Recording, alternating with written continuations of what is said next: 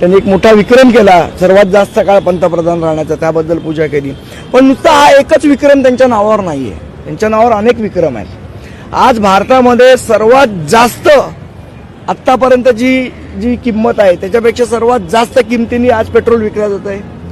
हाही विक्रम मोदीजींच्या नावावर आहे. त्याच्यासाठीही त्यांचं आम्हाला अभिनंदन करायचं होतं. सर्वात जास्ती आत्तापर्यंत डॉलरचा रेट कधी नव्हता, तो 96 रुपयाच्या वर क्रॉस झाला आहे. हाही एक मोठा विक्रम त्यांच्या नावावर आहे. त्यासाठी आम्हाला त्यांचं अभिनंदन करायचं होतं. सर्वात जास्ती बेरोजगारी आज भारतात कधी नव्हती तेवढी झालेली आहे, त्याबद्दलही मोदी साहेबांचा हाही विक्रम त्यांच्या नावावर आहे. सर्वात जास्त घरगुती गॅसची किंमत ही आज भारतभर झालेली आहे, हाही विक्रम त्यांच्या नावावर आहे. एवढ्या पूर्ण जो रेकॉर्ड मोडला त्यांनी नेहरूजींचा, त्या काळात त्यांनी एकही पत्रकार परिषद घेतली नाही, हाही विक्रम नावावर आहे. असे अनेक अनेक अनेक विक्रम मोदी साहेबांच्या नावावर आहेत. सर्वात जास्त परदेश दौरे केलेले पंतप्रधान आहेत, हाही विक्रम त्यांच्या नावावर आहे. म्हणजे किती सांगू आणि किती नको. तर असेच विक्रम त्यांच्या हातनं यापुढेही घडत राहो.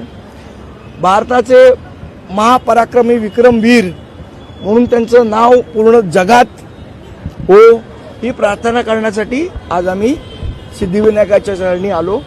आणि आमच्या मनातलं काय आहे ते बापाने निश्चितपणे ओळखलं असेल. हेच लिहिलेले बॅनर्स तुम्ही खऱ्या अर्थानं सेना भवन समोर लावलेले, अनेक ठिकाणी लावले, पण ते उतरवण्यात आले. मात्र दुसरे बॅनर्स त्यांच्या पक्षाचे अजूनही लावले नाही. कसं आहे बघा, त्यांनी 100 बॅनर लावले, हे समोर पण आहे इथे, बरोबर. आम्ही एक बॅनर लावलं, ह्यांनी 100 बॅनर लावून आम्ही कधी काढायला नाही गेलो, जरी चुकीचं वाटलं तरी.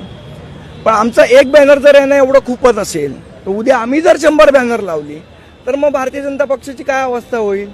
आणि असं चोरी छिपे घाबरटपणे आमचे कार्यकर्ते नसताना असं बॅनर उतरवणं बरोबर नाही. हिंमत होती तर समोरासमोर यायचं होतं. पण त्यांना माहिती आहे की आम्ही जे प्रश्न विचारतोय त्याची उत्तरं त्यांच्याकडे नाही. आम्ही जे विचारतोय, आमच्या बॅनरवर जे होतं ते सत्य होतं. पेट्रोलची किंमत वाढली की नाही वाढली आहे. डॉलरची सर्वात जास्त किंमत आहे की नाही आहे. सर्वात जास्ती बेरोजगारी आहे की नाही आहे. तुम्ही आतापर्यंत एकही पंतप्रधान झाल्यानंतर पत्रकार परिषद घेतली नाही.